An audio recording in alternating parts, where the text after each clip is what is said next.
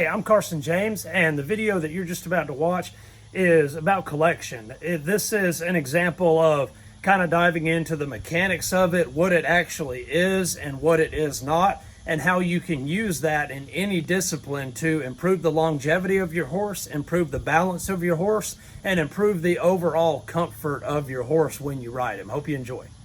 Let's say, for example, it's like, hey, my horse is really bad about dunking down onto his front end. He's heavy in the front end. Or when I go to stop him and I try to pick up, he kind of maybe bores down into the hand a little bit.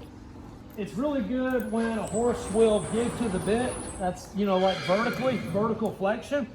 The problem is a lot of times when somebody teaches a horse that, they kind of forget about the feet, and they get it to where when you pick up, they not only give to the bit and look kind of good, but they go here and then they go here and they dump it all onto the front, and he pile drives his stop basically.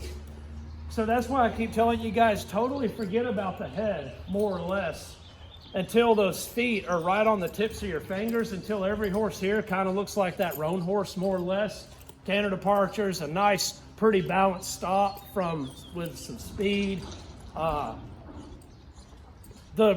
A lot of people, they try to add form, which is this and this, to something that is not there. The reason you teach a horse to form up or bridle up, if you're a reiner, be on the bit, if you're dressage, it's all the same stuff. The reason you teach a horse to get bendy and vertical and all these things, it's to add more athleticism or more form to what you have built. 9 out of 10 times we're trying to add form to something that is not there, thinking that the form will make that thing become present, such as having a good stop. It works a whole lot better to get the feet operating good and light and balanced, and then once he's stopping really well, begin to ask him to stop with a little more form, right? So here's me stopping, dumping it all down onto my front end. Here's me stopping kind of neutral, kind of natural, not dumping on the front end, but not really driving up from behind. Here's me doing a little more than that. Watch my feet get up under me. You notice I didn't stop. See the progression? We're not actually stopping. We're slowing down faster and faster and faster.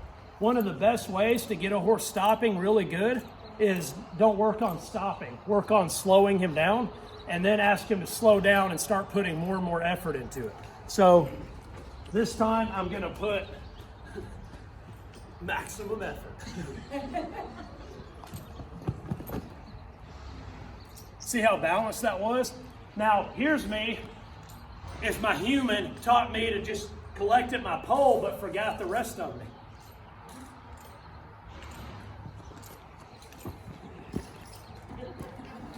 See how I just dumped everything onto the front end? Every horse, except for I think a Morgan and an Andalusian, are born with an additional 15% of their body weight on their front feet. Technically, every horse is front-ending. One of the main goals of any discipline, whether they realize and acknowledge it or not, is to have the horse take that additional 15%, call it, of weight that is naturally on his front, shift that weight rearward to the point of equilibrium, meaning all 4 feet are evenly loaded. 25%, 25, 25, 25. When a horse is at equilibrium or equally loaded, I can just as easily go here as I can go here. I can just as easily go here as I can go here. If I'm on the front, I must first redistribute the weight to open and lighten the front end. Now I can back up. If I'm on the front, I must first load my hocks. Now I can pick up my front end. It ain't happening right here. Here, well, I'll prove it. You can't pick up a foot that is loaded. right now, which foot am I in the position to move? My left foot or my right foot? That's it. What would I have to do in order to move the right foot? Redistribute my weight. I would have to collect, basically. Now we're even. Still kind of falling on it, but if I collect a little more, now we're in the money. Now we're out of the money. So, out of the money, in the money. Out of the money, in the money. So equilibrium, or even loading of the feet, it's what dressage people call straightness. It's what most Western people call driving him up into the bridle. So a lot of people confuse, now what collection actually is when a horse goes from right here to right here, but then here's the kicker. This is why it takes 6 years to make a dressage horse or a really good bridle horse. Here's the kicker. Any horse, when you back them up or ride them down a hill, or some horses, when you go to stop them, they will briefly enter collection. There's varying degrees. Right here, I'm not collected at all. Now I kind of am. Now I am more. Now I'm a dressage horse doing a canter pirouette. See how far up under me the hind legs are? So remember, a horse flexing his pole, and a horse rounding his back, and a horse raising his withers, none of that is collection. Everybody tries to get those to achieve collection, but what you have to understand is those are things that happen as a result of collection. Collection is that. Now I'm even more collected. Now I'm really collected, right? So if I'm right here, another thing that will help me get even loaded on all 4 feet is I can drive up from behind .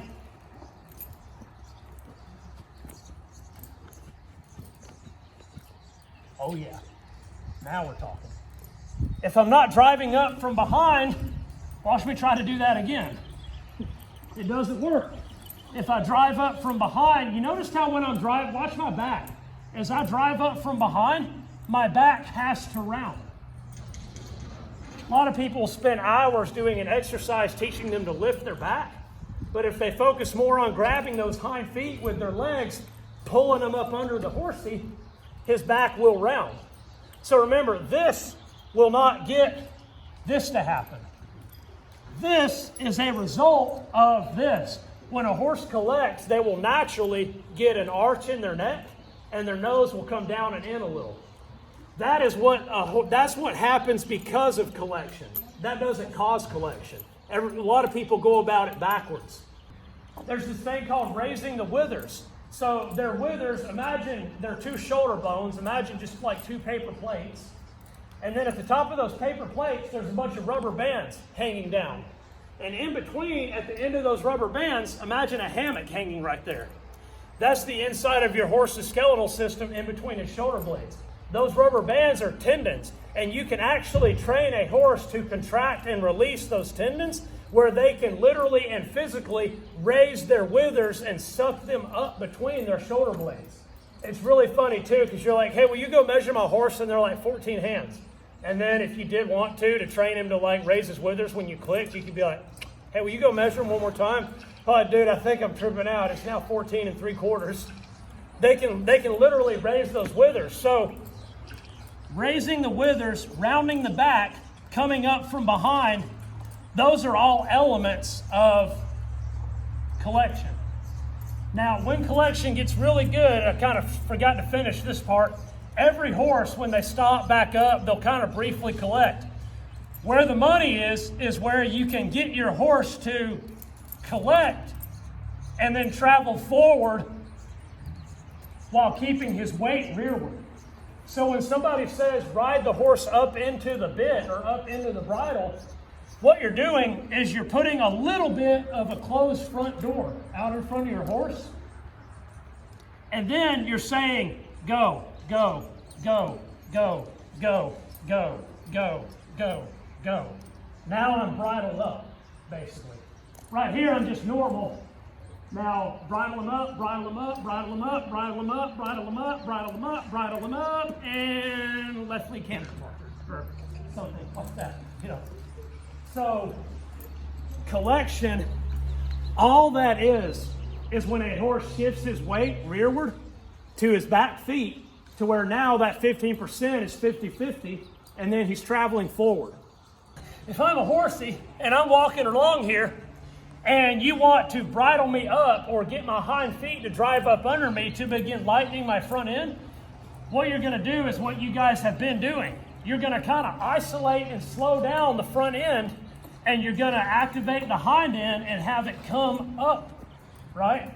So when you guys are side passing and I say, okay guys, stop the front end, isolate it, but keep the hind end moving,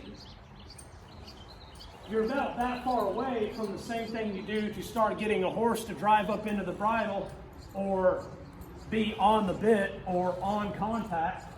So a quick disclaimer about contact. It's really good when a horse can ride around with a little contact on the bit, have his nose in, have that form. But if you go about that too quick, if you go about that before you have control of his feet, a lot of the times that confinement, if not done right, will make them blah! So one of the best things you can do for a horse that's a little hot, a little blah! All the time, open them up. Let them feel openness. Everybody knows a horse is a flight or fight. If they cannot flee the pressure, they will then begin to fight it. Anytime somebody says, hey, Carson, my horse is fighting me, what should I do? The real answer is you immediately know it's because their timing is off. A horse is a fighter, flight, or fight. They only fight if they feel they cannot flee. The reason it's so important that you open up when they begin to find it is so they do not start getting fighting. The reason your horse is fighting you is because he tried a bunch of other things and didn't feel a path of relief. So he's now resorted to other things. That's how stubborn horses get started, when and that's really not what happened at all. So all of this stuff is interconnected. Flight or fight. The reason it's so important is so they do not start feeling like they have to fight. Another word for the word fight is get on the defense. If a horse gets on the defense, they will begin bracing in their neck, in their feet, in their body. If they brace physically, they will brace mentally. What have we been doing all weekend? We've been saying, here's pressure, release through the feet. Here's pressure, release through the feet. Here's pressure, release through the feet. We've been trying to teach them that the release is right out down through the feet. Also to teach them, hey, there is a way to get relief. I will be the hero and I will give you that release. Then the horse says, wow, I actually want to be with that human now. They're always giving me a way out of any kind of bind I get put in. It is so important that we learn to be the heroes and say, look, I will show you, look, if you do that, you get out. You're welcome. Hey, guess what? If you do this, hey, look, you get out. You're welcome. Now, all of a sudden, you can't really say my horse doesn't like me anymore. Why would he not absolutely adore you? You are always the one giving him the way out. When somebody says, I think my horse doesn't like me, you immediately know, oh, their timing's off.